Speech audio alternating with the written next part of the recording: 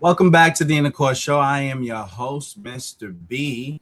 Today we have a very exciting show for you. We are discussing dating older women. Trish, Trish. Yep.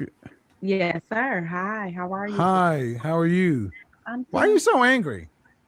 well. You know what I'm really angry about? I'm Hold on. angry because Kai and Danielle. Kai, then Danielle. Go ahead. okay. Well, I'm angry because as you mentioned in the beginning of your video, you got all these people, mainly women, in the comment section talking so much smack, but they won't call in and be upfront with you what they really angry about. Okay. And you said something that I think everybody knows. Some women are mad. Honestly, I did used to be mad. And what I was mad about is because I was fooled by my mama. Like you said, your mama, your aunties, your cousins, sisters, every woman in your family gonna tell you what a man's supposed to do. Mm-hmm. But Big Mama been taking care of Papa since way back when black men was not getting no jobs. Mm-hmm. You see what I'm saying? So for the elders to tell the new generation a man supposed to do ABC, but they daddy ain't never hit a lick at a stick. Right. They at they mama like you been the fool, so I'm not gonna be the fool. And Mm-hmm. so what they try to do is go out there and, like you said, get that education. Now I don't have a PhD. I got a GED, and I'm not ashamed. Mm-hmm. Let me tell you why. Once I realized when I left school, I got out of school because I had a situation going on. Dropped out of school. I refused education because I felt like by my father the way he raised me, you need money.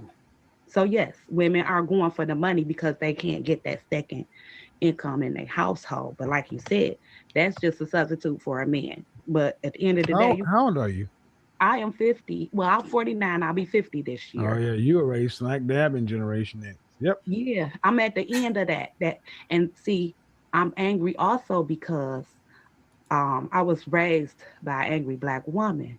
Hmm. And I realized I didn't want to be an angry black woman. I made a conscious effort to not be angry. So once I started living my life with joy and trying to spread the joy, all the black women turned on me. So now I don't have no black female friends. My mama can't stand me because I am this nice person, okay? Wow.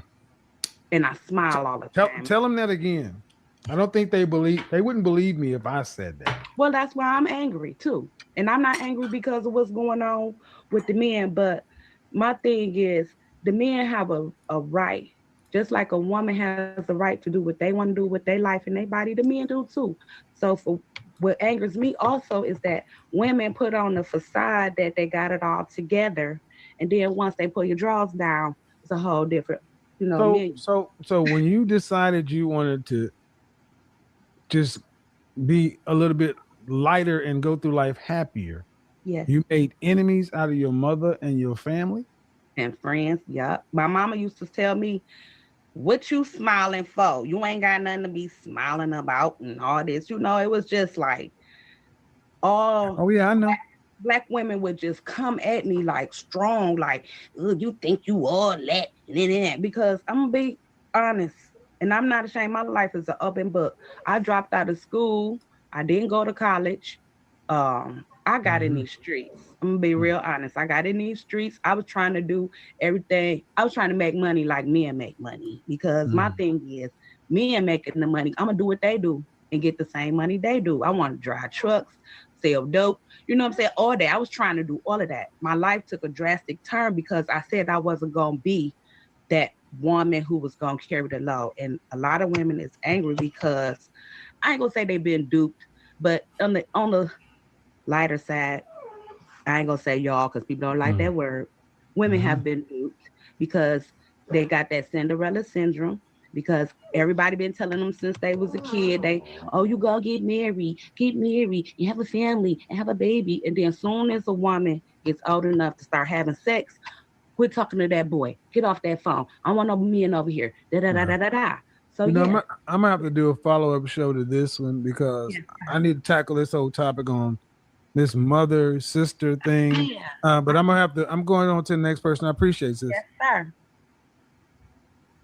She said a whole lot, man, and I've been saying this for the longest that women face so much pressure from women to stay upset. That's why I say, guys, understand something. For the men who want a different outcome with women, this is where you're going to have to give them some grace and some mercy and some cover fire because they're basically flipping sides. And like you heard the woman say, her family members turned on her. Well, what do you think she's going to want to come over here and talk to men if she's getting it from all sides? And here's the thing. I get Generation X was lied to. I understand. But the world doesn't owe us understanding. We are not supposed to be at war with one another like this. And the notion that just because women are trying to be, she said it, what you smiling for? People are going to hear that and be like, what? I've heard that. I've heard women talk about that. I'm not going to go too much into my personal life, but when I'm telling you, when you see groups of, 13 women in a family, 13 beautiful women, and 11 of them are single in 3 generations, that's a problem. It's a Super Bowl Sunday. And this week is going to be a tough week. Welcome to Valentine's week. And you're going to see some of the angriest behavior from women for this week. Because this week is the final week of failure. This week started back in Halloween. When Halloween was over, we went into holiday season. In holiday season, many women had to spend it by themselves with their dogs. And they're upset. They had no one to eat Thanksgiving dinner with. They got no Christmas gifts from anybody. Even if there was something to do on New Year's, they had nothing to do. In Valentine's Day, they would spend alone, or they will even do it this way. Shout out to Galentine's Day. They will be spending Galentine's Day. What is Galentine's Day? I'm glad you asked. Galentine's Day is something put together to make women feel not bad about being single. Galentine's Day, Gal Valentine, women hanging out with each other in groups so you don't have to feel bad. I'm sorry. I want to bring all that back. I want to bring back the notion of, yes, getting together sooner rather than later. I want to bring back the notion that men and women are different, not the same, not just fundamentally different, and appreciating the fact that men can be men and women can be women. Stop trying to make men women. And one thing we need to start bringing back is some shame, some consequence. Do what you want to do in your life, but don't try to get everybody to just act like nothing happened. It's true. Just like the woman said, I'm an alpha female and there's nothing wrong with it. You're absolutely right. Nothing wrong being an alpha female. Not at all. But just don't moan and complain about your outcomes. Ladies, never show your personal life. Always find a reason to be upset with men today. Understand, gentlemen, when you have these conversations in the chat room, in your life, whatever, it ain't about you. When you're dealing with people who are angry all the time, whether it's projection, whether it's deflection, the actual person they're mad or upset with is in the mirror. And they don't necessarily know how to deal with these emotions. So I'll take it. Because think about it. How many women have been so angry with, I'm like, the women I talk to aren't as angry as some of the women who call themselves advocating for them. Shout out to this one brother. He said, I talked to one of the ladies you talked to. And she, everybody was saying big ups. Yeah, girl, you told him you stood on your square, whatever. And he said, when we finally got away from everybody, she said, you know what? When I sat down and had time with myself after talking to Kevin, I realized that the reason I am where I am in my life right now is because everybody tells me what I want to hear. Everybody validates me, and it doesn't work. What he was telling me actually is going to help me. Well, here's the thing you need to do, ma'am. You need to say that in public. Two things need to happen. More ladies need to start coming out and saying, I'm not happy. I am angry. I'm lost. I'm confused. I don't know how to do this. I want help. I need help. And I'll need a different outcome. You know, in church, they used to have an altar call.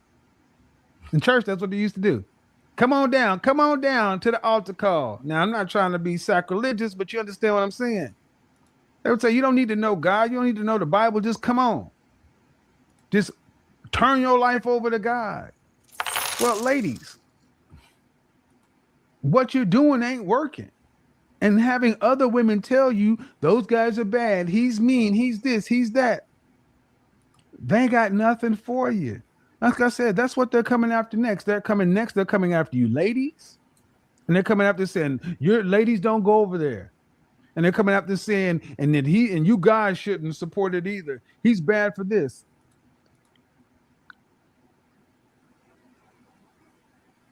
You got to really question somebody who wants you to stay stuck so they can stay comfortable.